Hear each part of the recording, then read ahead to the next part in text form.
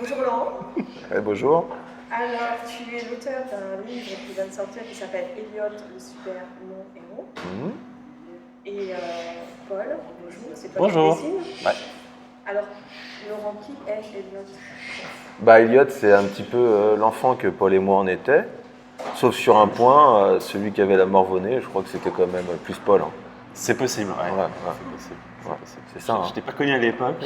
Non, mais On sait pas. en fait. moi j'ai plutôt Mais, le doigt dans le nez, moi. Ah, Ouais, c'est ça. ouais. Donc ça pouvait pas être comme ça avant. Ouais. Mais les fossettes, ouais, c'est les miennes. Ça, c'est sûr.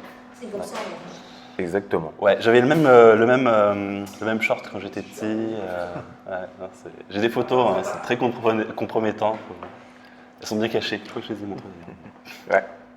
Comment il est arrivé dans ton imagination, Laurent? Je crois qu'un petit peu comme tous les enfants, je rêvais d'être un super-héros. Hein. Je rêvais d'être fort comme Hulk, mais pas vert. Hein. Je rêvais de, je sais pas, de voler comme Superman, faire plein de choses. Et aujourd'hui, je crois que je sais que c'est fini, quoi. C'est plus pour moi. Paul, pourquoi tu as accompagné le personnage, il te parle aussi? Ouais, oui, je pense il parle forcément.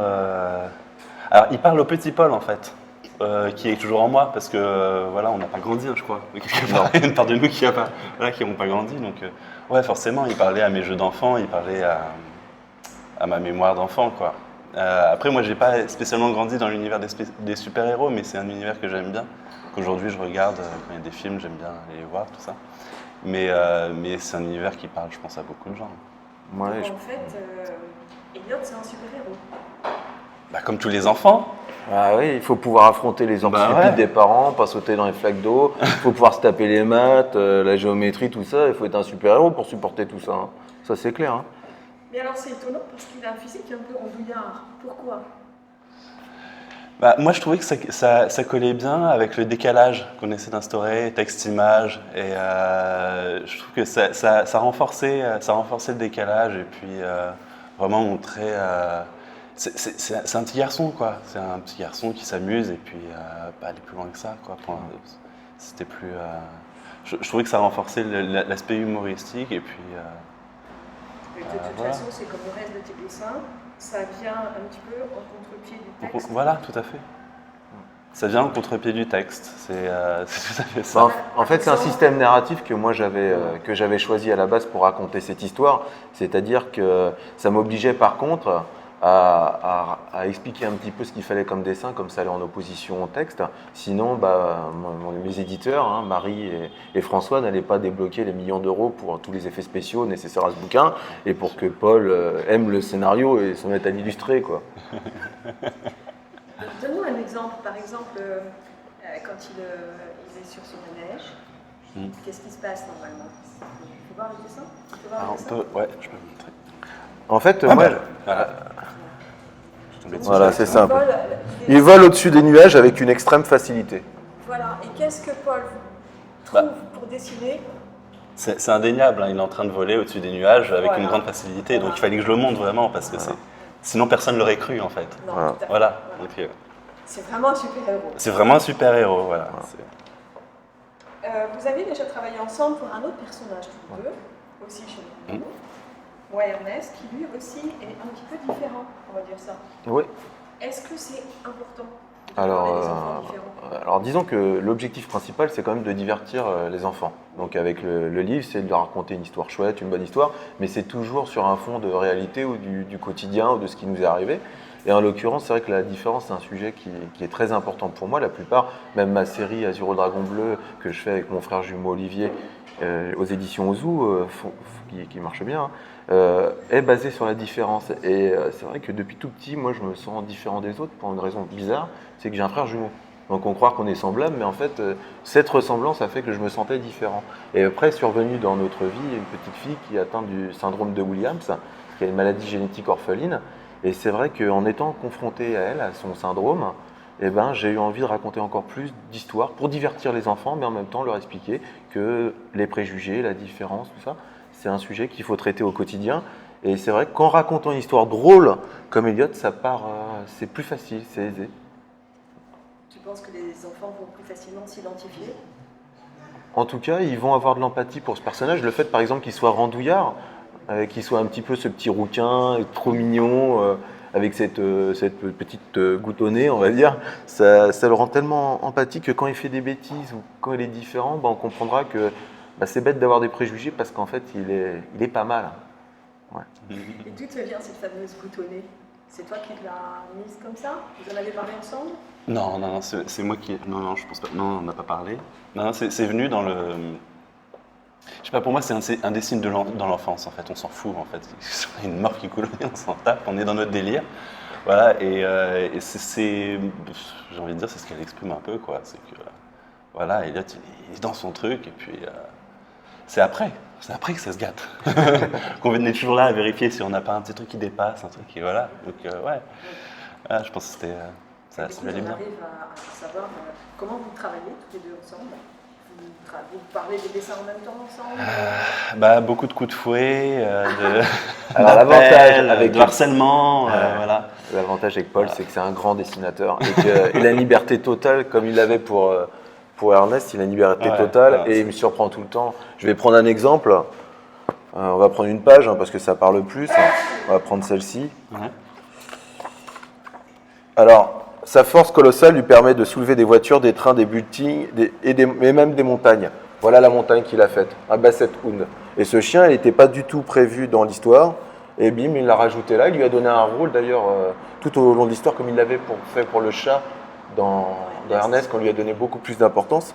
Et je crois que c'est ça la qualité d'un grand illustrateur. Et donc moi, j'ai rien à lui dire, j'ai qu'à suivre. Et voilà quoi. En fait, moi, mon rôle, c'est de faire un maximum 3-4 lignes, de les écrire le mieux possible, et que lui, il ait au moins 3 semaines pour réaliser ne serait-ce qu'une seule illustration. Voilà, c'est ça mon job.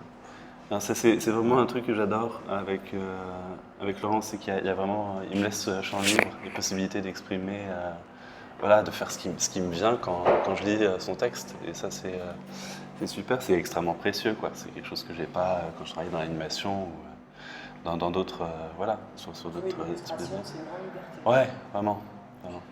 Et justement, tu pourrais nous expliquer comment tu réalises une illustration, avec quel matériel, avec quelle technique? Alors pour Elliot, j'ai surtout utilisé l'ordinateur, principalement. Donc après, ça dépend des illustrations. La plupart du temps, ça me vient directement. C'est un processus mental, en fait. Ça vient directement dans mon esprit. Et puis, j'ai une image, voilà, quand je lis le texte. Et j'essaie de la croquer aussi bien que je peux et qu'elle soit au maximum fidèle au ressenti que j'ai quand j'ai le texte. Voilà, donc et ça va être bon là j'ai rien pour montrer, mais au début c'est très rough, enfin, c'est très esquissé quoi. Juste alors là pour le coup c'est des palettes graphiques, donc j'utilise ordinateur, donc on travaille en palette graphique, mais c'est le même geste en fait, c'est exactement le même geste.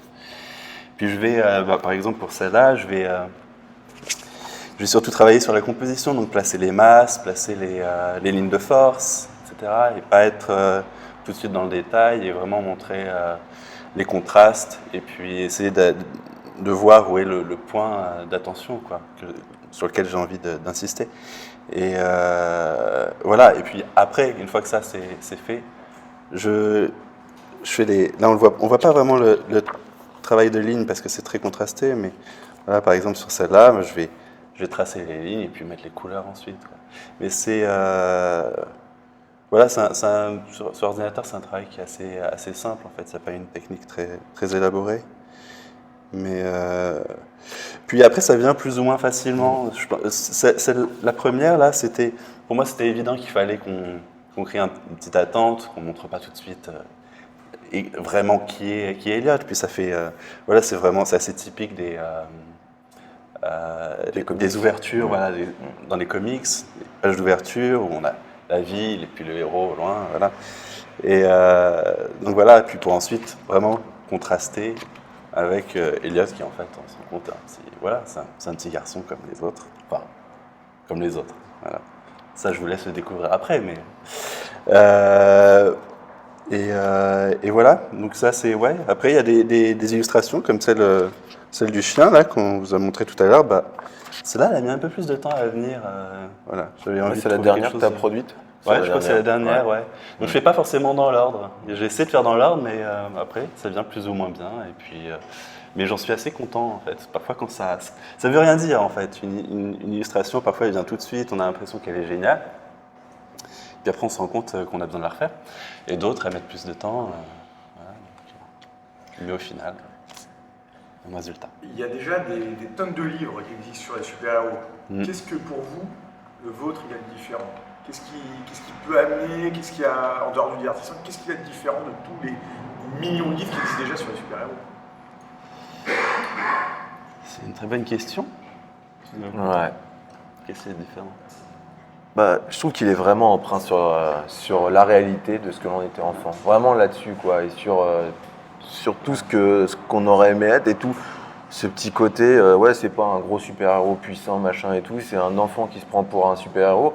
Mais peut-être que c'en est un. Et peut-être que c'en est Il y en a un. un. Et toute la question, c'est surtout comment il va nous faire rigoler et en même temps, comment il va apporter un peu de tendresse au lecteur, aux petits et aux grands, quand ils vont le lire. Parce qu'ils vont découvrir que c'est pas toujours facile d'être un petit garçon qui se prend ou qui est un super-héros, en fait. Et c'est ça qui nous intéressait, de le traiter dans un autre registre, d'une autre facette. Voilà. Et donc, comme je disais tout à l'heure, en fait, c'est qu'il permet de traiter de la différence, comme Ernest, hein, mais d'une autre manière. Voilà. Et j'aime beaucoup ce livre. Et j'espère qu'il va toucher beaucoup d'enfants qui vont se prendre pour lui, quoi. Nous aussi, Voilà. et on espère aussi que ça va toucher tous les parents de tous ces enfants. Exactement. Et merci. Merci à toi. Merci.